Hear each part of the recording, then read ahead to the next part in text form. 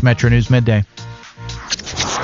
Metro News Midday is presented by Salango Law. SalangoLaw.com. Join in by calling 800-765-8255 or text 304-TALK-304. Let's go live to downtown Charleston. Here's Dave Allen. It is a Wednesday afternoon. It's Metro News Midday, powered by Salango Law. Visit SalangoLaw.com. Dave Allen in the host chair, Stephanie Pauly, Ryan Nicholson, our producers today. 1-800-765-TALK, 1-800-765-8255, or text 304-TALK-304. Those are the numbers you need to remember for Open Line West Virginia. We'll get to that at the bottom of the hour. Now, again, we're continuing to monitor the situation within the hour. White House with a press conference with Carolyn Leavitt talking about the latest updates. Again, this thing changes every 15 to 20 minutes. We didn't have the destruction of a civilization, as the president talked about last night. They announced a ceasefire, and now we're going back and forth on the Straits of Hormuz. We will keep you updated throughout the show, and certainly your network news will at the top of the hour as well. Want to welcome into the show now State Democratic Party Chair and Delegate Mike Pushkin. Good afternoon, sir. Welcome to the show. Good afternoon. Sorry I can't be there in person. I am out of town on work. I'm in beautiful New Orleans. I hope the weather up there is nice. It is nice here. We're here for the Democratic National Committee meetings that are going on this week here in New Orleans. All right. Well, I am here for work. The number one question that I have to ask you is, how's the food? Well, the food is, of course, food in New Orleans is always very good. I'll tell you the truth, I haven't been able to venture outside of the hotel a whole lot. I've been actually doing my job and working, and have not had an opportunity to, as they say down here, let the good times roll in any way, shape, form, or fashion. But at some point, I'm going to sneak out of here and go see some live music. I'm more interested in the live music than the food. That's actually what I was getting ready to say, because I know you like a good meal as much as I do, but you being a musician, you will appreciate the music probably a little bit more than what I would. But I'm a big music fan as well. What particular styles are you looking for? I mean, because not everything in New Orleans, you've been there before. Not everything in New Orleans is what you expect of New Orleans music. You know there's going to be jazz, there's going to be some blues. What's on your card to look at tonight, Michael? I like funk a lot, and there's a lot of good funk bands in New Orleans as well. They all have that different kind of like meters style, New Orleans funk. It's heavy on the drums and everything. So I'm looking. I love jazz and I love blues equally. I love all that music, but I really like New Orleans style funk. So I'm going to check out a few places like that if I ever get out of this hotel. Well, we appreciate you. I will, but I'm here for work. Yeah, and that's what I'm supposed to do. So let me ask you, what is the mood down there amongst your Democratic counterparts? Because that's why you're there. You're in New Orleans for these meetings with other Democrats from around the nation. It's been a wild. It's been a wild few weeks in this 30 some odd days in this whole Iranian situation. But then the president comes out, Mike, and says that you saw the tweet that was on, or the post on social media on True Social that came out on Easter morning. Then you saw what he came out yesterday, and it just continued. He put in 8 o'clock. He said they got to 8 o'clock, and then miraculously there was a ceasefire. Now the White House just gave a big press conference about the Strait of Hormuz and so on and so forth. I don't know how much you've been able to monitor this whole thing, but take us through what is being said amongst your Democratic counterparts over the last 48 hours in this. Well, first I'll say overall the mood in the Democratic Party is cautiously optimistic about the upcoming elections, because every special election that we've had, just about every special election we've had, if we're not winning those elections, we're at least moving the needle way closer to our side in some of these red districts. But we're winning 90-some% of these special elections. And I think a lot of that is because of the chaos coming out of the White House. When you see, on Easter morning, the leader of the free world, the president of the United States, with, dropping F-bombs and threatening to drop real bombs, and so talking about wiping out an entire civilization.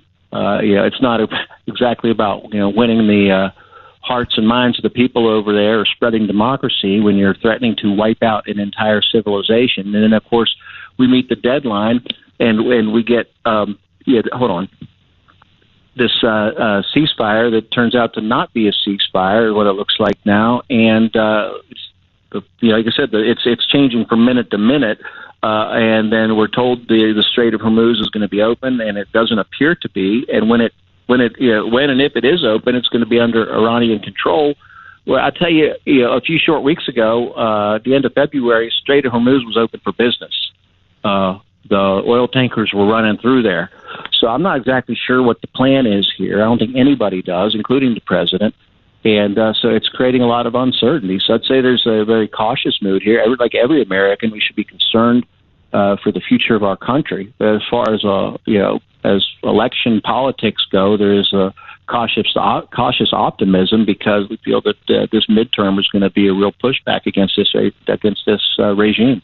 And that's interesting. And look, there's been a lot of people on the national level that have said that very same thing, that, take out the situation in Iran, which is dominating the headlines right now, which it should.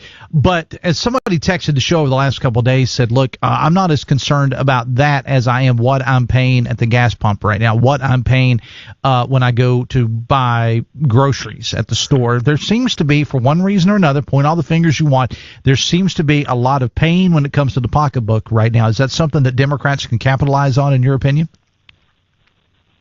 Well, yeah, it's always about the economy. And James Carville said it a long time ago. It's the economy.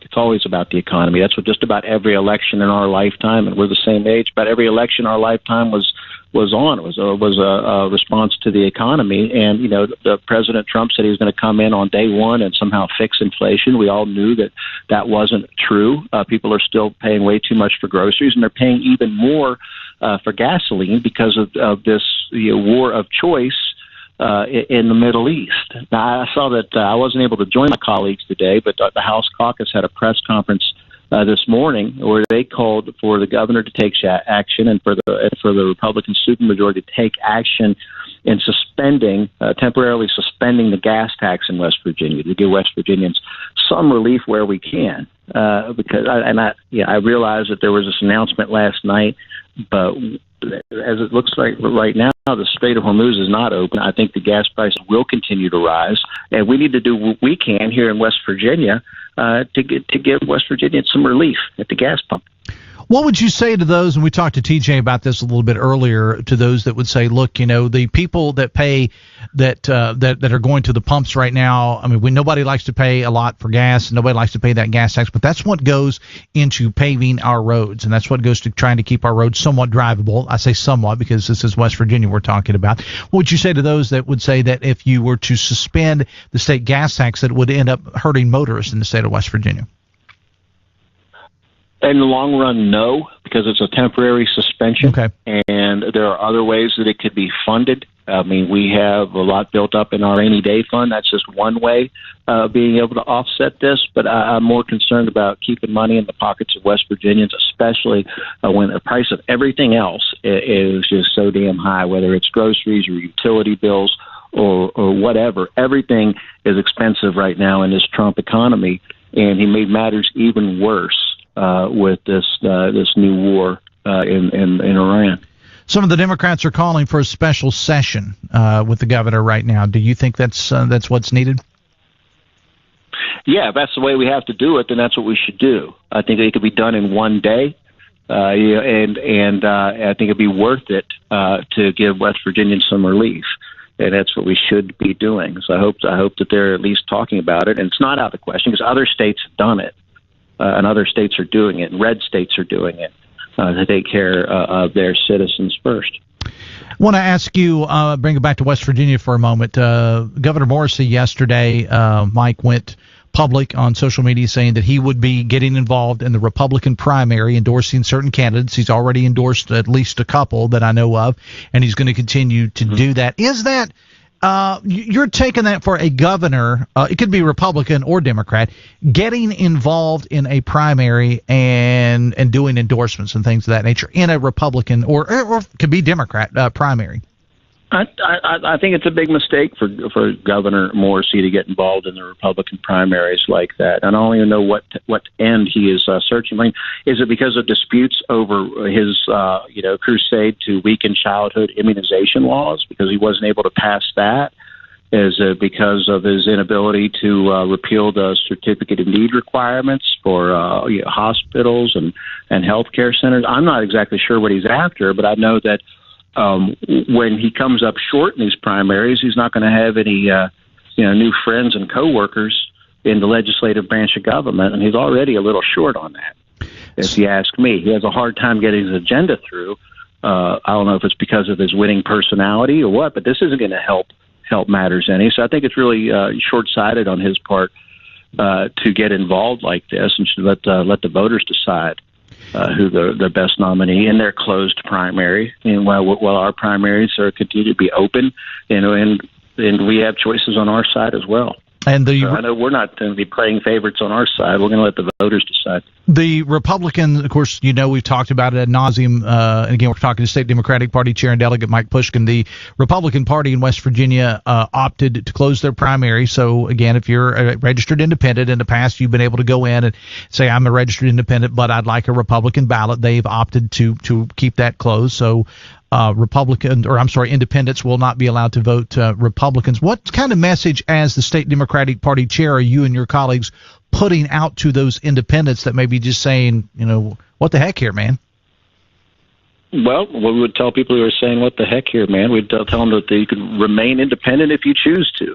We would love for more people to join the Democratic Party. You can remain independent or unaffiliated if that's what you choose to do, and you can go in and choose a Democratic ballot, and we welcome you into our political process, into our democratic process, and helping us choose the best nominees to win back some seats this November. And the good news is, when they ask for that Democratic ballot, they're going to see a full slate of candidates up and down the ballot. We have a competitive 5-way primary at the top of the ticket for U.S. Senate.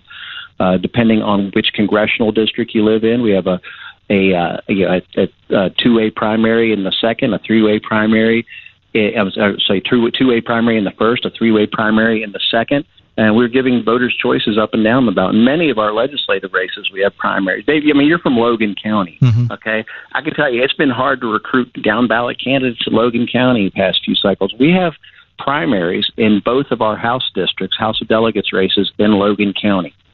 We have a primary in Grant County, West Virginia. We've had Democrats step up all across the state to run for office, and we're giving voters choices on that primary ballot. So I'd say to our independent friends and our unaffiliated friends, nonpartisan friends, to vote in the Democratic primary. There'll be plenty of choices there, and we're going to win some of these seats in November as well.